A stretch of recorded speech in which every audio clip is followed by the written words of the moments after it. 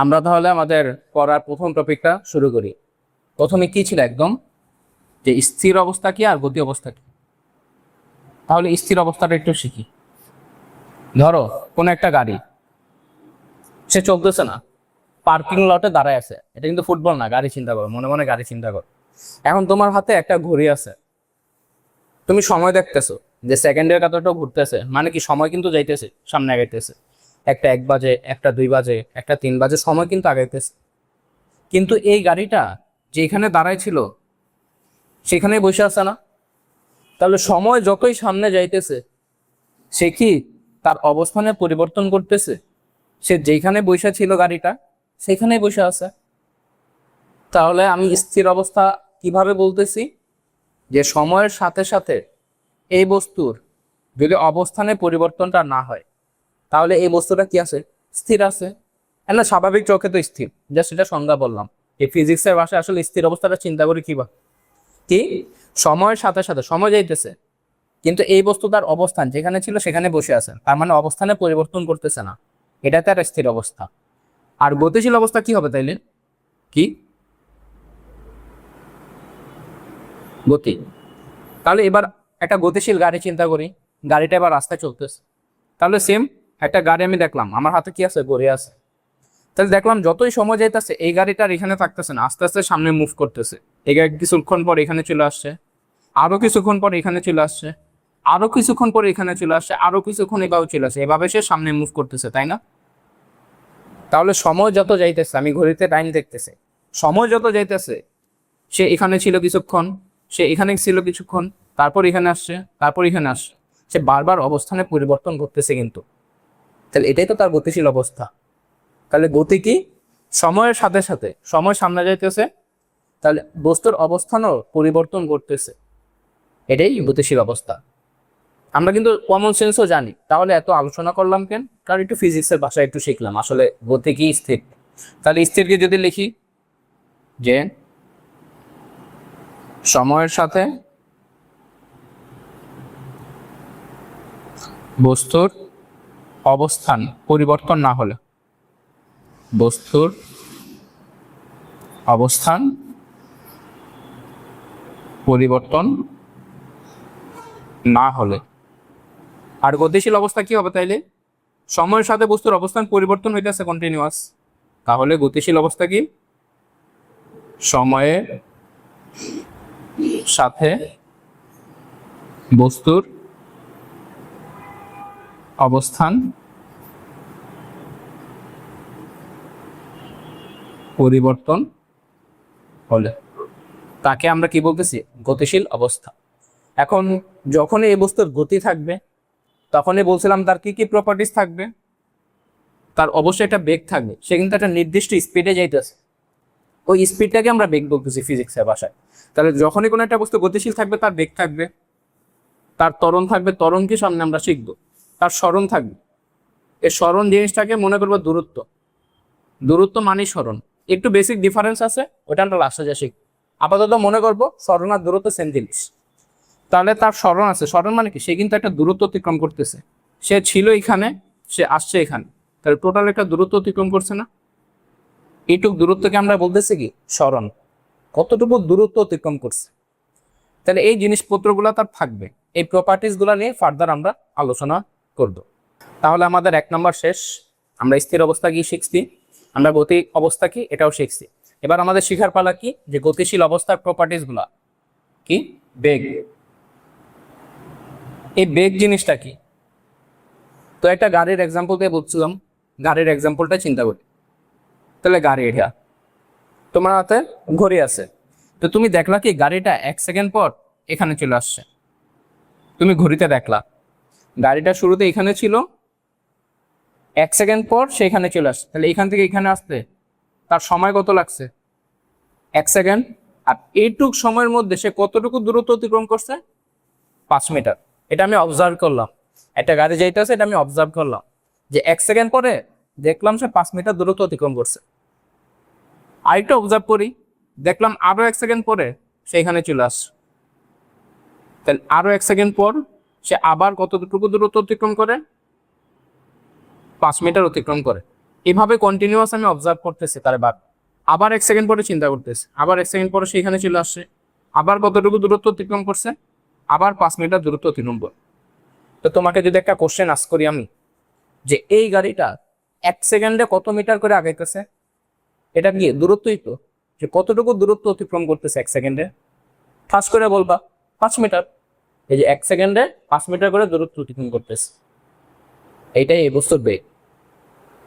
তাহলে বেগ কি বুঝতে পারছি, কোন একটা বস্তু 1 সেকেন্ডে কতটুকু দূরত্ব অতিক্রম করে, এটাই এই বস্তুর বেগ।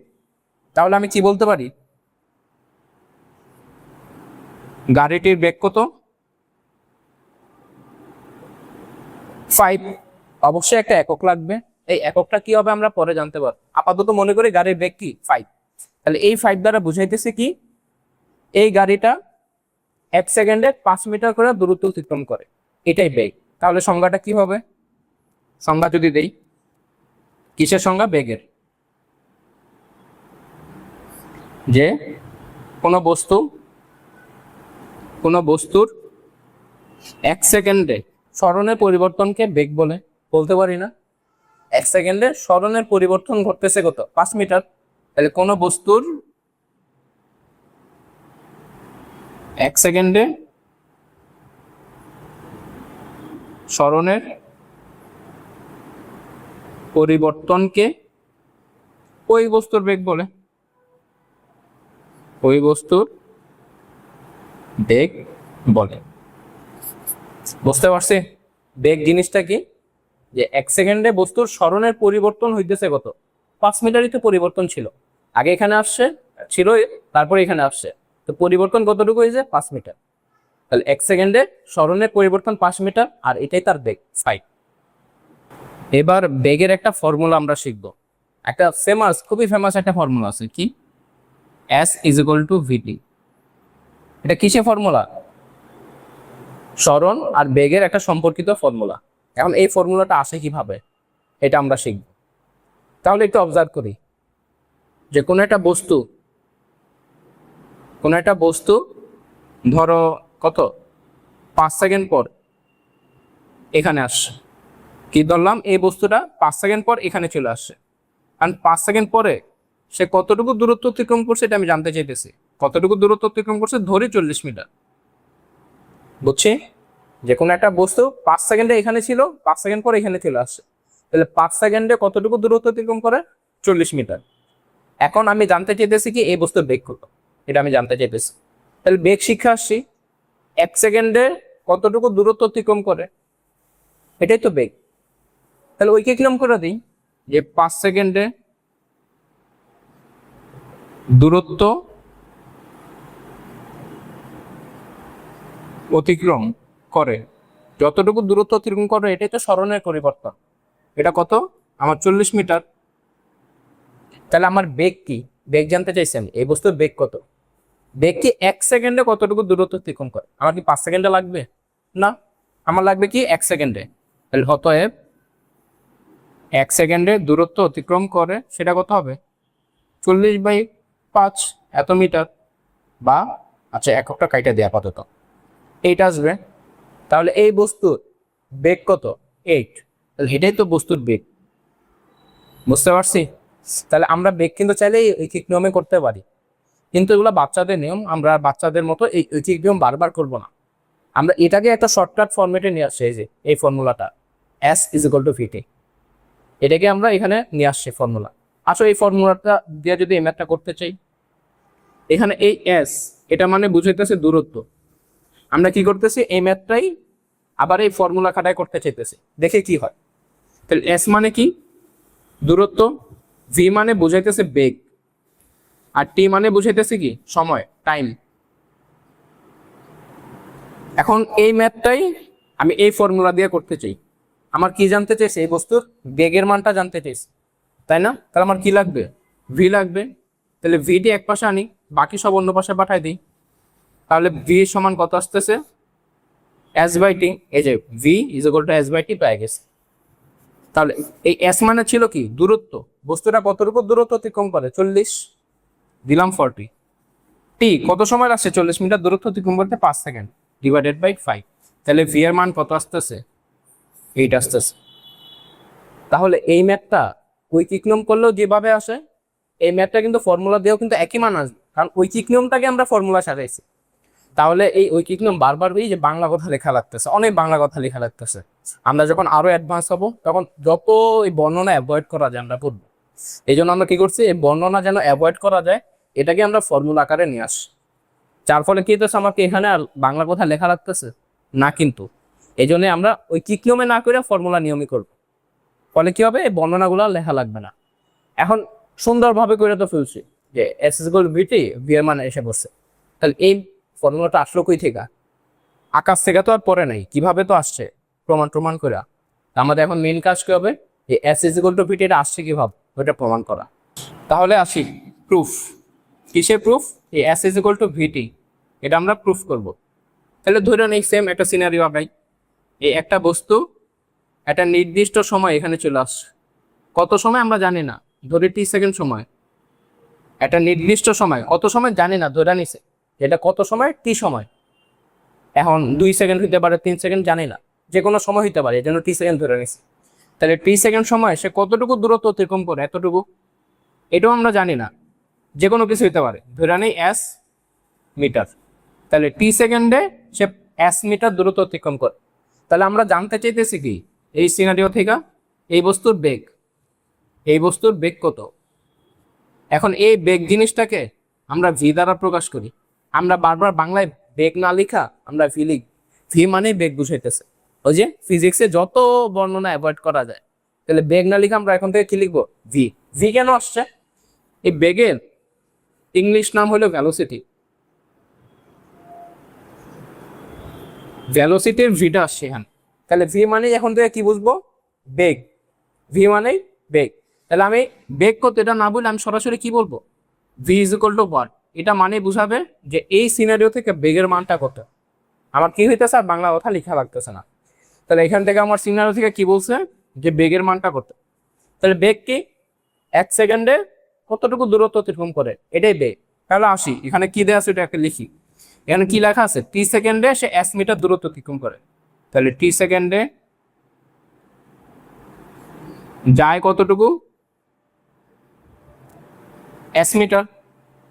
আমার কি টি সেকেন্ডে লাগবে, আমার লাগবে 1 সেকেন্ডে কত।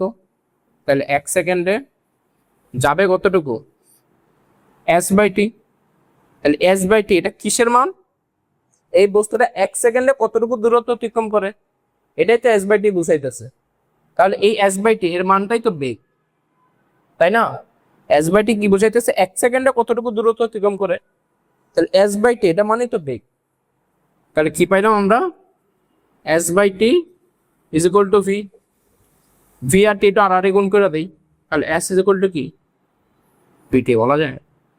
বুঝছি, মনে হইতেছে যে আমি তো সরাসরি ঐকিকই করতে পারতেছি। তাহলে ফর্মুলা শিখবো কেন, ফর্মুলা আমার ম্যাথগুলো ইজি করে দেয়, ছোট করে ফেলে, আমার আর বাংলাগুলো লেখা লাগে না।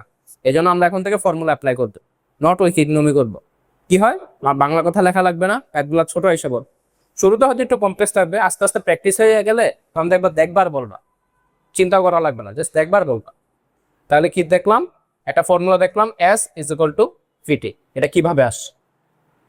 তো এতক্ষণ আমরা কি নিয়ে আলোচনা করতেছিলাম, বেগ নিয়ে আলোচনা করতেছিলাম, বেগ বা ভেলোসিটি। তাহলে বেগ বা ভেলোসিটি এটা নিয়ে কিছু ইনফরমেশন দেই, বেগের কিছু ইনফরমেশন, ইনফো। তাহলে ইনফো নাম্বার 1 কি হইতে পারে, এই বেগকে আমরা কি দ্বারা প্রকাশ করি, দেখে আসছি বেগকে আমরা কি দ্বারা প্রকাশ করি।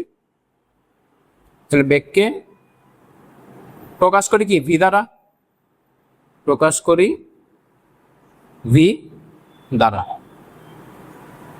তাহলে বেগকে কি দ্বারা প্রকাশ করি, ভি দ্বারা। ভি মানে কি, যে ভেলোসিটি, ভেলোসিটি থেকে ভি আসছে। দেন একক কত, বেগের একক কত, তাহলে একক হয় মিটার পার সেকেন্ড। তাহলে বেগের একক কি, মিটার পার সেকেন্ড। এটা আসছে কিভাবে একটু দেখি তো, আমরা মাত্রের ফর্মুলাটা পাইছি কি, এস ইজ ইকুয়াল টু ভিটি। তাহলে আমার কি লাগবে, বেগের একক লাগবে। তাহলে বেগকে এক সাইডে রাখবো, বাকি সব অন্য পাশে পাঠাই দিই। তাহলে ভিটি ইজ ইকুয়াল টু কি লেখা যায়, এস। তাহলে ভি সমান কি লেখা যায়, এস বাই টি। এই আকারে কেন রাখলাম, কারণ আমার বেগের একক লাগবে, তাই বেগকে এক পাশে রাখছি, বাকি সব অন্য পাশে পাঠাইতেছি। এখন এই এস এর একক কি বলতে পারবা? এস মানে কি? দূরত্ব। দূরত্বের একক কি? মিটার। টি মানে কি? সময়। সময়ের একক কি? সেকেন্ড। তাহলে মিটার ইন্টু 1/সেকেন্ড এভাবে লেখা যায়। এটা মানে তো মিটার পার সেকেন্ড। কোনো কিছুর ইনভার্স, এটা মানে কি? 1/a। এটা মাথায় রাখবা। এ ইনভার্স মানে এ 1/a।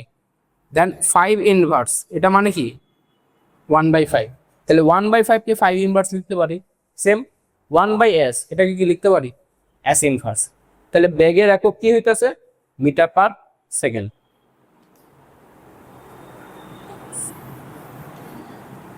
তো আমরা কি শিখলাম এতক্ষণ? যে বেগকে প্রকাশ করে ভি দ্বারা, আর বেগের একক কি? Metre per second. আর একটা ফর্মুলা পাইছি আমরা, যে এস ইজ ইকুয়াল টু ভিটি। এখানে এস এই জিনিসটা কি? সরণ বা দূরত্ব। আর এর একক কি? Must be metre. Then V, V কি? বেগ। বেগের একক কি? Metre per second. দেন টি কি? সময়। সময়ের একক কি? সেকেন্ড। শুধু এস লিখলেও কিন্তু হবে, শুধু এস লিখলেও হবে। তাহলে এই এককগুলো কিন্তু ইম্পর্টেন্ট।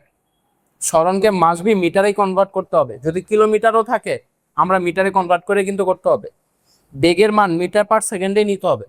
যদি কিলোমিটার পার আওয়ার থাকে, অন্য কোনো একক থাকে, সেন্টিমিটার পার সেকেন্ড থাকে, মাস্ট বি মিটার পার সেকেন্ডে কনভার্ট করতে হবে। সময়কে অবশ্যই সেকেন্ডে লিখতে হবে।